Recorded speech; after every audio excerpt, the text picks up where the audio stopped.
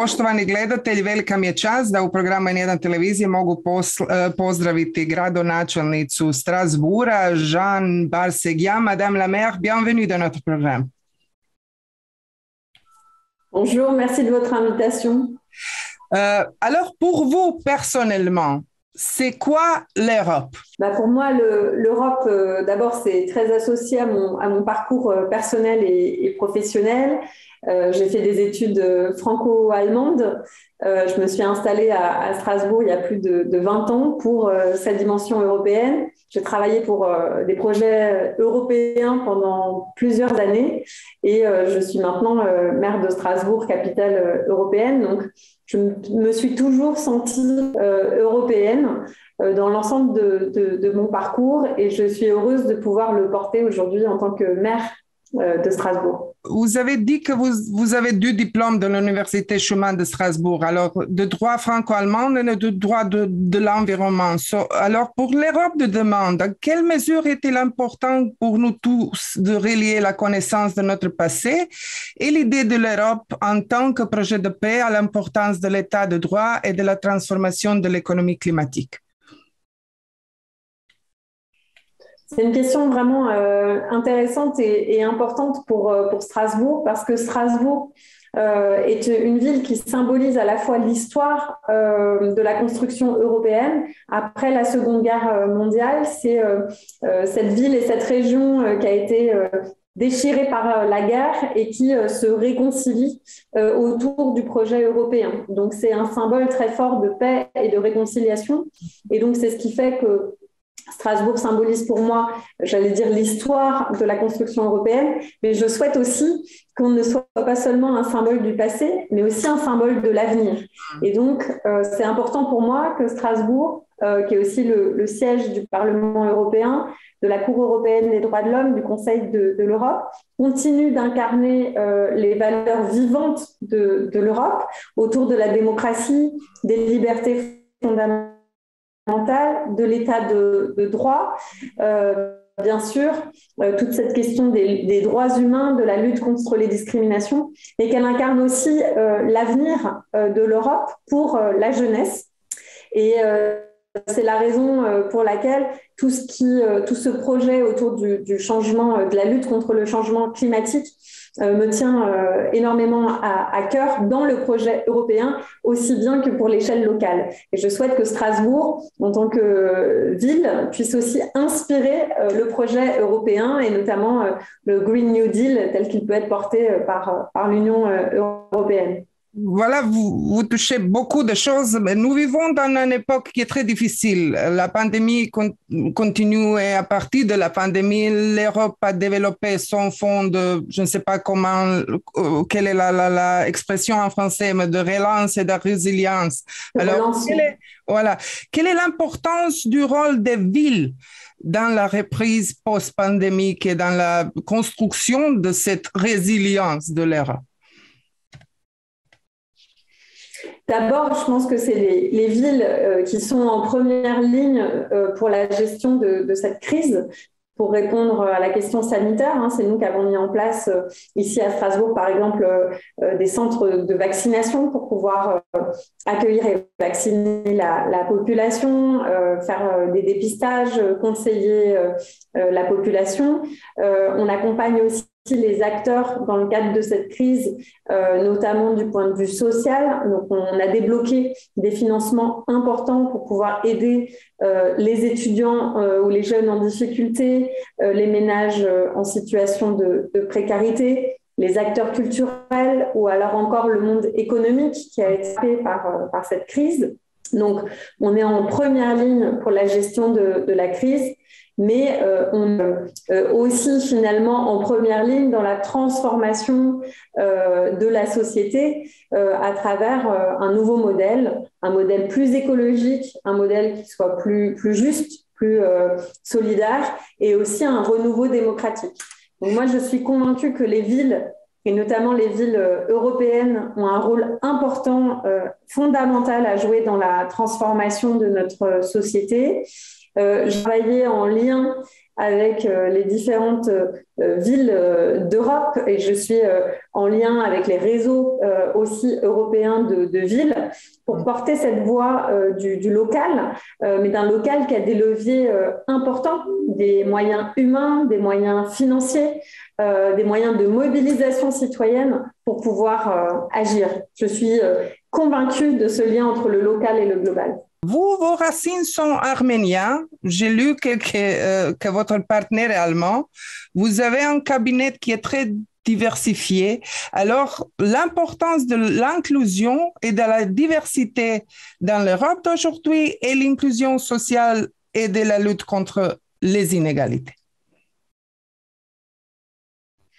Oui, cette dimension inclusive, elle est présente dans tout mon projet. Elle était aussi présente dans le renouveau de l'équipe municipale, c'est-à-dire d'avoir des élus aux responsabilités qui représentent, qui sont à l'image de la société diverse que nous représentons. Et c'est vrai que jusque-là, la politique restait réservée à souvent des personnes assez âgées, souvent des hommes, souvent des personnes issues de classes plus aisées, de classes sociales plus aisées. Tout l'enjeu, c'est d'arriver à avoir des responsables politiques qui sont davantage à l'image de la société, donc avec aussi plus de jeunes, plus de femmes, plus de parcours divers, plus de culture, des profils aussi professionnels différents.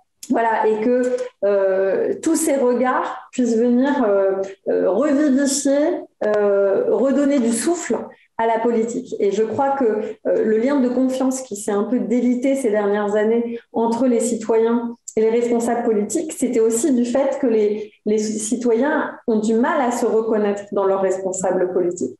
Donc là, à Strasbourg, on a participé de ce renouveau démocratique qu'on peut voir aussi dans d'autres villes, en France ou en Europe, et qui est essentiel si ensuite on veut avoir des politiques publiques et des projets qui sont également inclusifs. C'est-à-dire, c'est sûr, en tant que jeune femme, avec, vous l'avez dit, des origines arméniennes, un parcours européen, je vais apporter, bien sûr, des dimensions supplémentaires dans les politiques publiques du fait de mon parcours. Et tous les membres de mon équipe, c'est la même chose. Et plus on s'enrichit de ces regards différents, et plus les politiques sont concrètes et vont avoir de l'impact. Vous avez dit ça, mais vous étiez candidat à mairie sur la plateforme qui promouvait la participation citoyenne. Et cette année, nous attendons les conclusions de la conférence sur l'avenir d'Europe. Et cette importance de la participation civique citoyenne pour notre avenir, quel type de la participation? Comment faire face à la déception des citoyens vis-à-vis de la politique? Déjà, en ayant de nouveaux responsables politiques, en réexpliquant l'importance aussi d'aller voter. Nous, à Strasbourg, on essaye aussi d'avoir une politique qui va pouvoir toucher l'ensemble des quartiers de la ville, y compris les quartiers les plus populaires, ceux qui en ont le plus besoin, dans lesquels il n'y a plus de services publics, il n'y a plus de commerce. Et donc, il y a une sorte de désespérance parce que les citoyens ont l'impression qu'ils sont abandonnés au pouvoir public. Donc, on va investir prioritairement dans ces quartiers, sur ces territoires qui en ont le plus besoin. Et après, puisque vous parliez de la conférence sur l'avenir de l'Europe, Strasbourg accueille et participe aussi activement à cette conférence sur l'avenir de l'Europe. On essaye justement de faire en sorte que les citoyens et citoyennes des 27 États membres et au-delà puissent s'impliquer autour de cet avenir de l'Europe, puissent donner leur avis sur la plateforme de la participation. Évidemment, la question qui se pose, c'est est-ce que les propositions qui vont être faites par les citoyens vont être prises en compte ensuite et vont réellement infléchir les politiques européennes. Donc ça, c'est la question majeure et je pense qu'il est essentiel qu'on continue d'entendre et de faire participer les citoyens à ces politiques européennes, de leur dire que l'Europe, c'est pas seulement des institutions bureaucratiques qui sont éloignées d'eux, mais c'est bien leur quotidien et ça a un impact très fort sur la vie quotidienne. Donc, c'est important que les citoyens continuent de s'emparer de ces questions d'Europe. Quelle était la raison du grand succès du Parti écologiste en France dans les élections régionales et locales? Et qu'est-ce qu'on peut expecter des élections présidentielles maintenant? Je pense que la vague verte en France, elle montre que la société change et elle fait aussi écho à une vague verte ailleurs en Europe et dans le monde. Donc, c'est aussi de nouvelles générations qui portent très fortement les questions climatiques et qui ont réussi je pense, à convaincre aussi leurs parents et leurs grands-parents. On pense bien sûr au mouvement des jeunes pour le futur, les Fridays for Future, autour de Greta Thunberg. Ce sont des mouvements qui ont eu énormément d'impact dans la société, y compris en France, et qui a permis de faire bouger les lignes. Donc la prise de conscience écologique, elle est présente plus que jamais, c'est sûr. J'attends évidemment que cette prise de conscience, elle se traduise aussi dans les résultats de la présidentielle en France, qui va avoir lieu au mois d'avril de cette année. Mais je constate qu'aujourd'hui, dans le débat public, les questions environnementales sont très peu présentes, malheureusement. La France préside l'Union européenne. Alors, cette semaine, vous êtes au Parlement européen pour la commémoration de David Sassoli et le discours du président Macron. Alors, quel est le message de Strasbourg pour l'Europe, l'une des capitales européennes à un moment? Bien sûr, je souhaite, comme je l'ai dit, que le projet européen qui avance, c'est bien cette Europe du climat et de la justice sociale. Donc, j'attends de la présidence française qu'elle pousse ces questions de manière ambitieuse. J'ai des désaccords avec Emmanuel Macron, qui pousse l'énergie nucléaire, par exemple, alors que je pense que la priorité doit aller aux énergies renouvelables. Et donc, je suis évidemment en désaccord sur certains sujets. Je pense que la France doit être intransigeante sur les questions d'état de droit et de défense des droits humains et des libertés fondamentales et de la démocratie européenne, donc très offensive et forte sur les valeurs du projet européen. Et puis, bien sûr, j'espère que ça permettra aussi de conforter, cette présidence française permettra de conforter Strasbourg comme capitale européenne et siège du Parlement européen. Beaucoup de gens ne savent pas que la Marseillaise est née à Strasbourg. Alors, quand on parle de liberté, égalité, fraternité, sait-on encore ce que signifient ces mots?